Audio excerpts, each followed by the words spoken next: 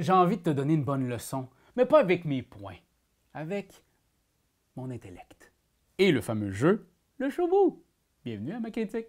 Pam, pam, pam, pam, pam, pam, pam, pam, pam. Pam, pam, pam, pam, pam, pam, pam. Bienvenue dans Showbout, un tout nouveau jeu de chez Smirk and Daggers, mais ça ici c'est Smirk and Laughers. Bref, moi puis l'anglais, j'ai tout le temps là une vache espagnole qui parle. C'est pas en même temps le tout nouveau jeu, parce qu'ils en ont sorti un autre après ça qui s'appelle The Spiel, mais ici c'est un jeu qui, un moment donné, a été trop vendu, puis là il vient juste de revenir sur ses tablettes. Me voilà vraiment très heureux pour pouvoir vous le présenter aujourd'hui, un jeu abstrait. Puis pour commencer, il y a certaines personnes qui nous disent hey, « c'est quoi des jeux abstraits? » Mais voici une petite définition qui dit que le terme abstrait vient principalement de l'absence de thème appliqué au jeu. Pour aller plus loin, la formule exacte serait « jeu combinatoire abstrait ».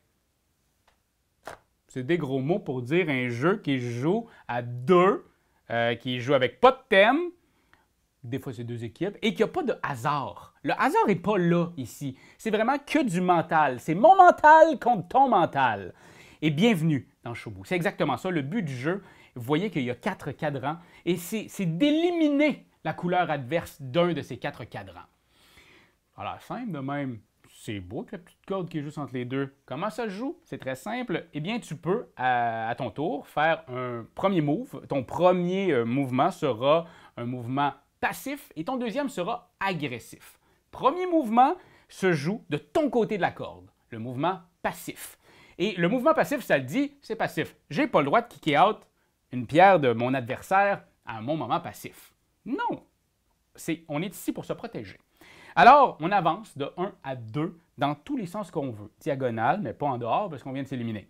Fait que je pourrais aller faire ça ici, avancer de 2 sur le cadran plus foncé. Parce que vous voyez qu'il y a un cadran pâle ici. Donc, mon deuxième mouvement, c'est un mouvement agressif. Et admettons, je suis ici. Je pourrais très bien le faire, mais c'est sur un cadran opposé.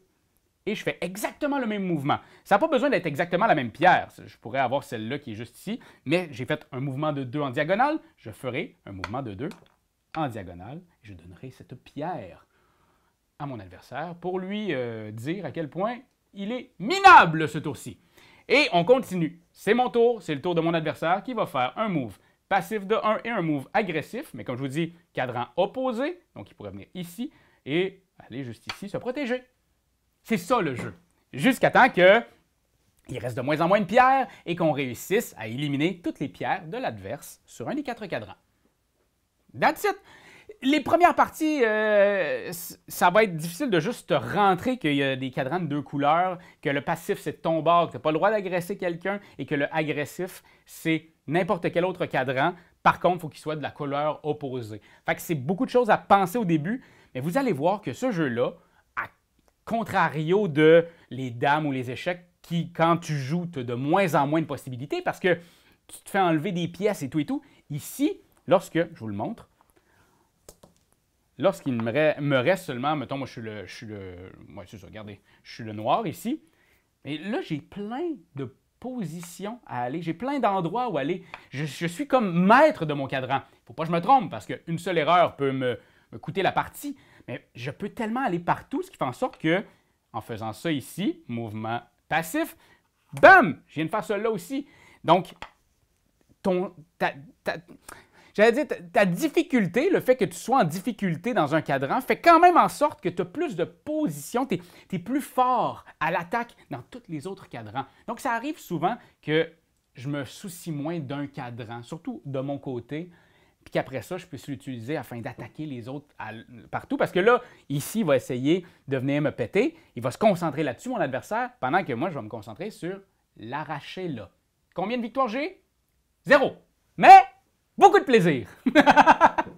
C'est un jeu avec un matériel magnifique. Cette corde qui sert absolument à rien. Y a-t-il quelque chose de plus beau que ça? Je veux dire, tu mets une corde pour délimiter les cadrans, ça sert pas à grand-chose. Ça me rend... Je sais pas! Je trouve que c'est une attention particulière, une belle attention au jeu qui moi, m'émeut. Bon, il n'y aurait pas devant toi, Internet, là, mais je trouve que c'est beau.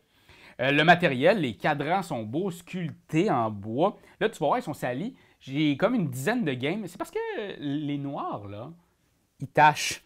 Regardez, attends, je sais pas si je peux le faire. Je suis pas assez des mains présentement, mais finis par en avoir partout ses mains quand tu joues les noirs. Ça, c'est peut-être l'encre. Allez chercher des vraies pierres en Islande qui sont noires comme chez Yob. Parce que là, ça se détache. C'est un petit peu fatigant. Mais sinon, voilà, c'est ça le jeu abstrait. C'est un gros coup de cœur pour moi. C'est un jeu que, justement, je sens que quand je parle de contrôle, j'ai davantage de contrôle sur ma partie, sur les autres cadrans. Je trouve ça jouissif. Ça fait pour moi partie des meilleurs jeux abstraits que j'ai joués dans ma vie parce que c'est ça.